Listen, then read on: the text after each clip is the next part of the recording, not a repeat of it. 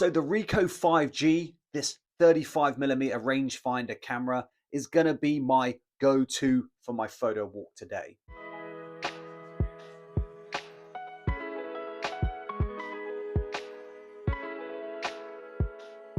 You guys, I picked this camera up, I don't know where, a thrift store, something. It's one of those cameras that people just pass by. When you look at the styling, you'll note that it's tiny. I think it's like 400 grams, maybe less, maybe like 350. Fits in the pocket really well. It's about the same size, just a little bit bigger than an Olympus XA.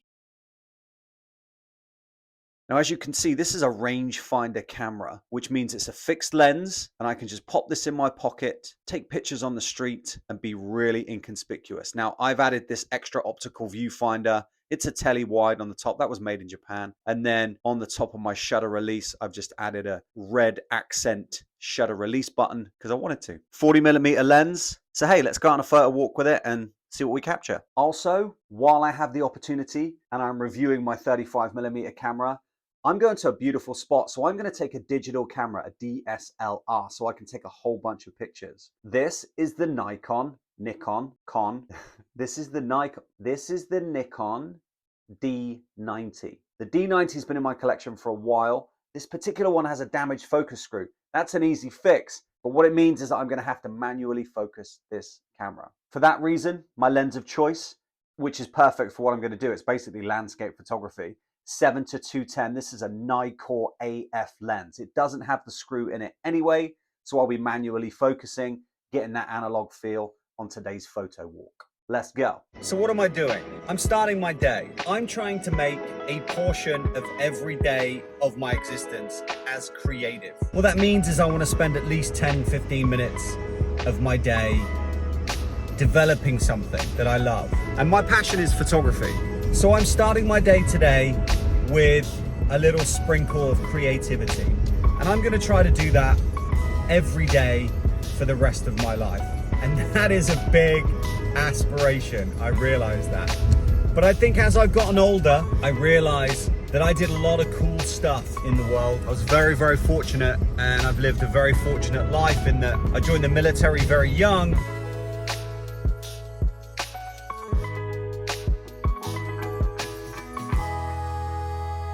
So I was able to travel the world, fire service as a firefighter. So I was able to hang out with a pretty interesting group of people that were always happy to travel and do cool stuff. You know, most of that I did not photograph as much as I would have possibly liked to. Either way, let's go to a location and get some landscape photography with these cameras, and we'll see how it turns out. Here we go. This is not safe. Tail wagging Higgins.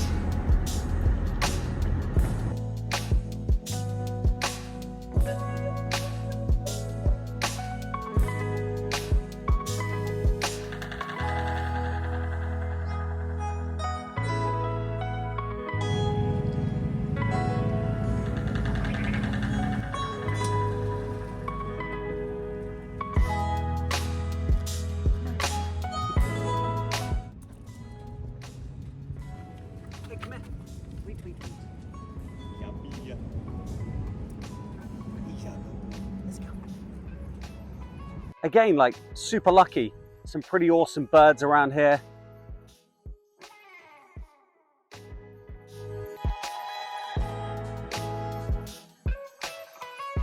Managed to get a couple of shots. I'm not sure how good they're going to be. Again, this is going to be a manual focus day for my D90. These are designed to be used in autofocus. I mean, they do an okay job, but I prefer my vintage lenses. Super fun though, you guys. Great camera.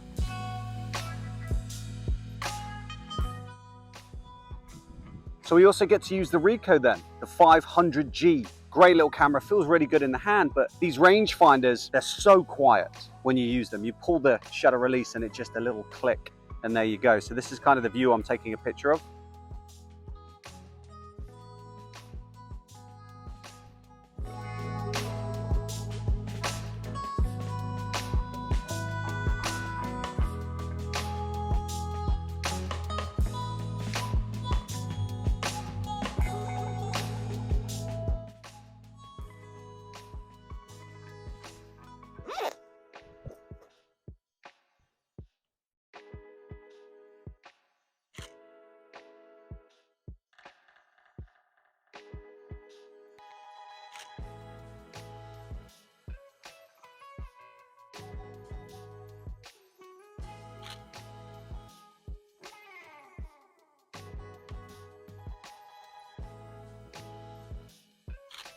So I guess the question is then, should we purchase the D90 in 2023? Well, this is a great prosumer camera that was released in 2008.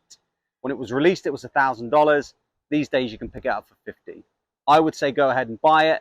Don't spend no more than $100. Also look at the D90S, but the 12 megapixel sensor is very, very good. So let's go back, let's have a closer look.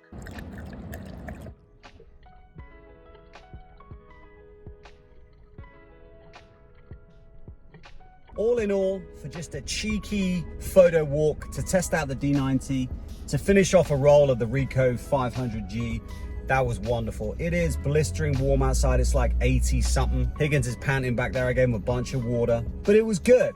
I got to test out the cameras in like full sunlight. Now, would I recommend the Ricoh for landscape? No. I mean, listen, it's like 400 grams, 350 grams. So it fits in my pocket or it fits in my sling, so I can just carry it with me all the time. So yeah, I'd recommend using it, but not dedicated for that type of photography. Now, the D90 with that 70 to 210 lens, 100% I'd recommend that. It was wonderful to shoot, beautiful. And I was manually focusing that camera as well. Let's get back to the office and the studio. We'll have an in-depth look at both cameras, and then yeah, I'll tell you my final thoughts. But all in all, what a win. Let's let the world in. Oh my goodness, that breeze. Yo!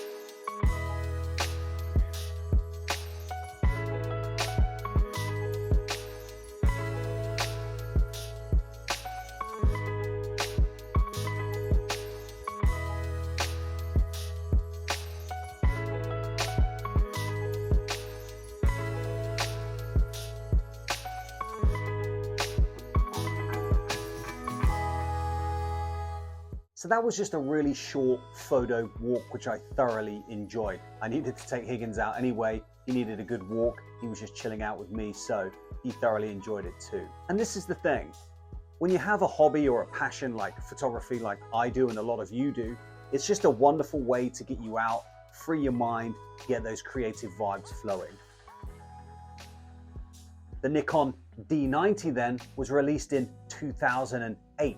Obviously, there was a global crisis at that time, but this was being sold for $999 with a kit lens.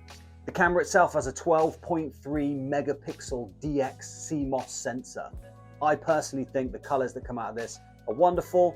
The D90 actually fires 4.5 frames per second, which is nice. The ISO range then from 200 all the way up to 3200. Focusing's pretty strong. It has an 11-point focus system. And another thing to note was this was the world's first DSLR camera with a full HD recording mode. Yes, it was 720p. Yes, it was 24 frames a second, but still, that's a pretty cool boasting point. Would I buy the Nikon D90 in 2023? Yes. I mean, I did. So absolutely 100%. Our other little buddy that we're showing off today, the Ricoh 500G or G500. Now this rangefinder pocket rocket has a lot of secret features. For a camera that was manufactured in Japan in 1972, it really took the world by storm. One of the things I love about it is it actually has a hot shoe, which is dope. So I can use this with that flash photography that you guys know I love. Also, for me, the lazy photographer, it has a shutter priority, which is awesome, and aperture priority. It has a 40mm Ricoh lens, which I think is actually pretty sharp. So all in all, for a rangefinder camera that right now is selling on eBay for less than 20 bucks, this is a great option. So these little rangefinder cameras for shooting street, fantastic. Less than 40 bucks, Ricoh 500G, wonderful, wonderful, wonderful. You know I like to give people options. So this, the Konica C35, great option. Kind of the same camera, similar kind of features, similar size. I love them both. I haven't actually shot this one yet, so I don't love it that much. I just lust after its looks. Thanks you guys for stopping by on my yin and yang photo walk.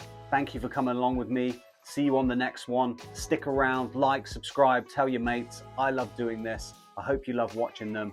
I'll see you on the next one. Ciao.